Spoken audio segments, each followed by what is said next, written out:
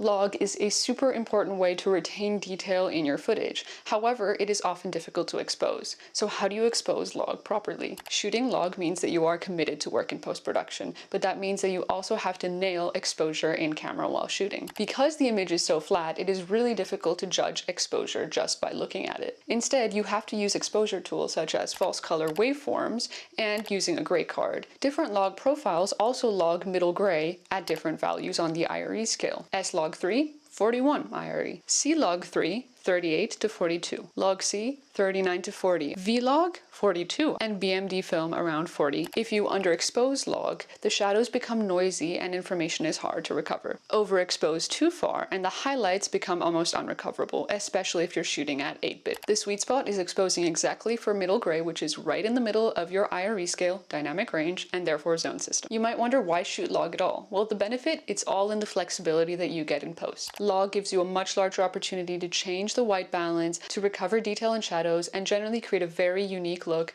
without having to break the image. It's essential if you want a cinematic or particularly stylized color grade. Just remember, log is not a magical look. It is basically like the equivalent of a film negative, however in digital formats. And if you want to see an iteration of it, make sure that you're projecting to your monitor at Rec 709 playback. So as with a film negative, you have to develop it in post. You have to put up lookup tables, LUTs, and other color grade enhancements. So next time you get worried about seeing gray footage, log looks flat on purpose.